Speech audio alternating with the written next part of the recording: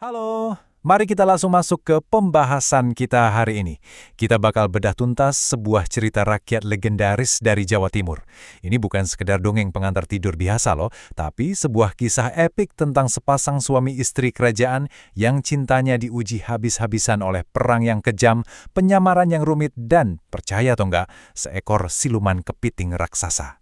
Siapkan diri kamu karena ulasan materi kita kali ini benar-benar penuh dengan intrik, sihir, dan pelajaran moral yang ngena banget.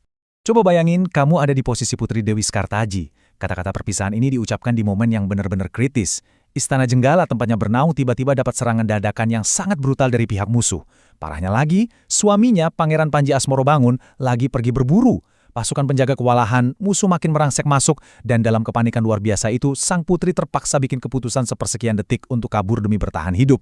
Jadi, pertanyaannya, mampukah cinta mereka bertahan? Yang bikin cerita ini luar biasa, narasinya tuh langsung pecah jadi dua perjalanan pahlawan. Pangeran Panji dan Putri Dewi Skartaji sama-sama terlempar ke dalam krisis yang mengerikan, tapi semesta menguji mereka dengan cara yang beda banget. Respon mereka terhadap perpisahan ini yang nantinya bakal nentuin nasib kerajaan mereka selamanya. Kita mulai dari bagian pertama, kejatuhan Jenggala. Dulu, Jenggala dan Kediri itu sebenarnya satu kesatuan wilayah leluhur besar yang namanya Kahuripan. Supaya nggak pecah perang terus, para pendahulu berpesan buat nyatuin lagi dua kerajaan ini. Solusinya, pernikahan politik antara Pangeran Panji dan Dewi Skartaji. Pernikahan mereka ini harusnya jadi kunci kedamaian. Tapi ya namanya juga politik. Belum lama kedamaian itu dirajut, musuh datang nyerang dan menghancurkan semuanya dalam sekejap mata. Waktu Pangeran Panji dengar kabar serangan itu dan bergegas pulang, kerajaannya udah luluh lantak. Kerennya, dia langsung bertarung sekuat tenaga dan berhasil memukul mundur pasukan musuh itu. Sayangnya, kemenangan ini rasanya hampa banget, istrinya hilang. Sementara Panji langsung nyebar pengawal buat nyari istrinya ke seluruh penjuru, Putri Dewi saat itu malah lagi ngembara sendirian, ketakutan, dan benar-benar putus asa nyari tempat berlindung. Nah, ini membawa kita ke babak selanjutnya. Penyamaran dan ibu tiri yang kejam. Di titik ini, nasib mereka benar-benar bertolak belakang. Di satu sisi, Pangeran Panji dapat laporan samar-samar soal keberadaan istrinya. Jadi dia mutusin buat menyamar pakai nama Ande-Ande Lumut, diangkat anak oleh seorang janda bernama Mbok Rondo dan bikin sayembara besar-besaran. Sementara Putri Dewi, dia terpaksa memohon perlindungan pada seorang janda kaya bernama Nyai Intan, mengubah namanya jadi Klenting Kuning, dan otomatis jatuh ke dasar piramida sosial. Coba deh bayangin, dari putri mahkota jadi pembantu. Kelenteng Kuning sekarang harus masak, nyuci, bersih-bersih rumah seharian penuh. Mirisnya lagi, dia cuma dikasih makan sehari sekali dan terus-terusan dibentak sama 3 kakak tirinya, Kelenteng Abang, Ijo, dan Biru. Tapi hebatnya, di tengah semua siksaan fisik dan mental ini, hatinya tetap teguh. Dia tetap setia dan nungguin kabar suaminya. Tapi tenang, selalu ada plot twist.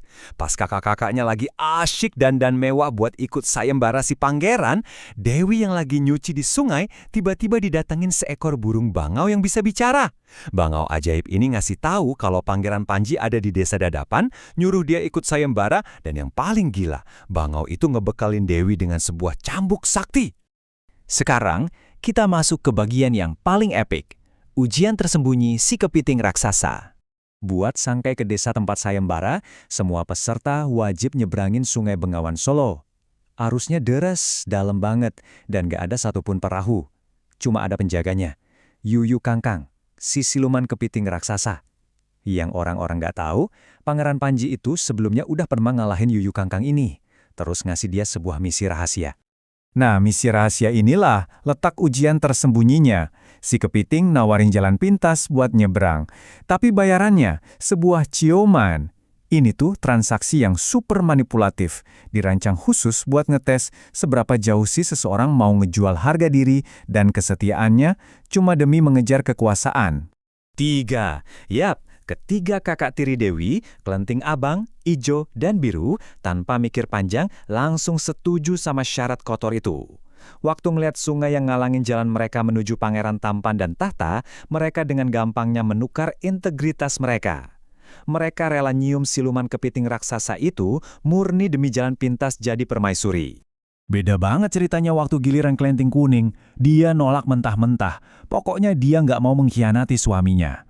Pas si kepiting ngotot gak mau bantuin, Dewi langsung ngeluarin cambuk ajaib dari si bangau, dipecutlah sungai itu, dan bam! Air sungai Bengawan Solo seketika surut.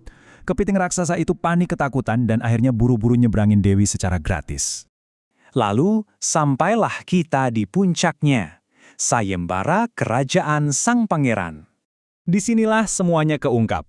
Sang ibu angkat dengan bangganya mamerin ketiga putrinya yang dandan super mewah dengan perhiasan berkilau.